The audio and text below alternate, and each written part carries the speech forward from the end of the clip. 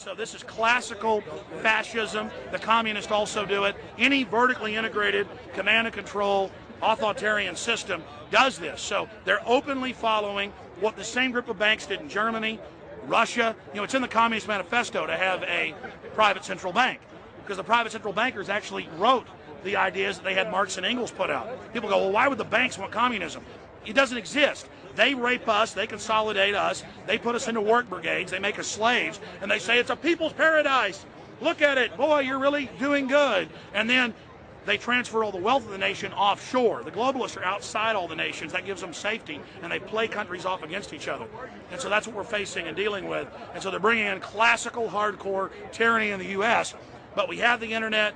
We've grown our numbers. The alternative media's exploded. That's what they're trying to move in, to shut down and regulate and tax the web, but it's too late for them. They're playing in the 19th century, 20th century rules. It's 21st century, the century of resistance to tyranny. And so it's going to be one hell of a fight with the people and free humanity on one side and the New World Order on the other. And every one of you out there counts, needs to be involved in this fight like nothing you've been involved with before, because this is life and death. Everything depends on exposing these people. Everything depends on showing the people that this is the New World Order, this is the criminals.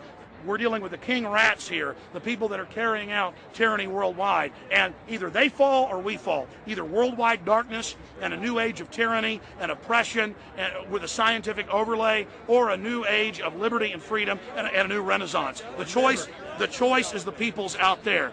Okay, we can tell you what's going on. You can check it out for yourself and find out it's true. But don't wait. Investigate now. Get involved now. Go out there and reach out now. We don't have time. If you're looking for the solution, look in the mirror. Look right into the mirror, because you out there, men, women, old, young, black, white, doesn't matter. It's going to be up to you if they win or if liberty succeeds and the people have a chance of having any future. These are cold-blooded eugenicists. These are cold-blooded people who think they're God, think that they're our masters, that think that we're animals. These are the guys that funded Lenin and Stalin and Hitler and Mao. These are the guys, it's all on record, that bankroll this stuff. They are hardcore vicious, and they must be resisted. You're watching The Obama Deception, and we're going to go right back to the film in just a minute. But I wanted to take some time out in the middle of the film to encourage all of you that are watching it online right now to go to Infowars.com and purchase a high-quality DVD of the film. Or you can go to PrisonPlanet.tv and download a high-quality DivX version to burn to disc or DVD to give to your friends, your family, your neighbor, and your community. I also want to challenge all the viewers out there to take time out, to write notes as you watch this film, and to check all the claims that we've made for yourself, because I'm confident in the information presented here. And I want you to not trust me, but to know for yourself, to know in fact that Obama is a betrayer and a liar, a Judas goat, a Trojan horse to bring in the one world government. So again, I want to thank you for watching The Obama Deception. You can go to Infowars.com and get a high-quality DVD, or watch it in super high quality and burn disc to give your friends, your family, your neighbors, and warn the public at PrisonPlanet.tv. Now let's cut right back to The Obama Deception.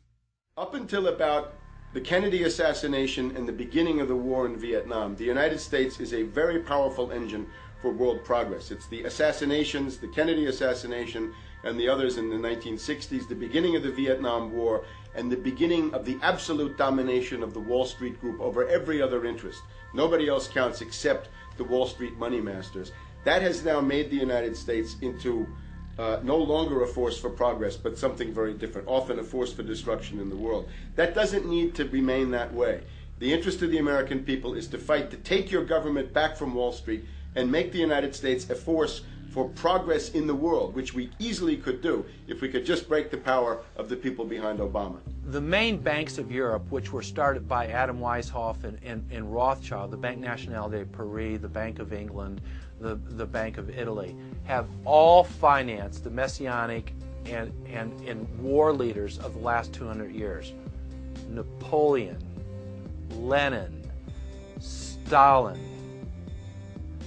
They backed Adolf Hitler. They backed Franklin Delano Roosevelt. And they are backing right now Barack Obama. The banking cartel had established a beachhead in 1913 through the Federal Reserve Act. In 1947, they set up a parallel shadow government through the National Security Act. From 47 on, the national security state began the long process of absorbing federal and state bureaucracies, while at the same time undermining the constitutional power of Congress and dominating the executive branch. By controlling the issuance of currency and credit, the private Federal Reserve was able to buy up most of the Fortune 500. And if a company wouldn't sell, the bankers would unleash federal regulators to run them out of business. Private central banks in Europe, the United States, and England took taxpayer money and loaned it at over 30% interest to third world nations. The bankers would then bribe the leaders of those countries not to pay back the loans. Their third world puppets would sign agreements stating that when the country defaulted, the banks would be given all the natural resources and infrastructure of the once sovereign lands. But worst of all, the countries would pledge future taxes paid by the people in perpetuity as profit to the private banks. By the year 2000, there were few nations that had not fallen to the designs of the money power. The globalists were now ready to start their final phase of world government takeover, the destruction of the Western nations' economies. To carry out their final takeover, they first removed banking regulations like the Glass-Steagall Act in the late 1990s. This allowed their front companies to issue unlimited credit to the world and to set up colossal Ponzi schemes, the likes of which the world had never seen. The scams were advertised by the controlled corporate media as completely legitimate. Because of the fantastic returns, private investors, corporations, state and local governments invested heavily. They had taken the bait, hook, line, and sinker. To destroy confidence, in late 2007, the bankers themselves began to badmouth the scams they had created. Next, the central bankers cut off the tsunami of fiat money that they had been using to pump up the bubble. When Congress and the public refused to write the finance oligarchs a blank check, the bankers began to engage in financial terrorism. They said that the world would go into another Great Depression unless their demands were met, further destroying confidence. The stock market instantly had its biggest one-day loss in history, but even that wasn't enough to force Congress to capitulate to the offshore banks. Senator Inhofe of Oklahoma and Congressman Brad Sherman of California, amongst others, told the world that the entire Congress had been threatened with martial law by the White House and the Treasury Department if they didn't pass the so-called banker bailout bill. The only way they can pass this bill is by creating and sustaining a panic atmosphere. That atmosphere is not justified.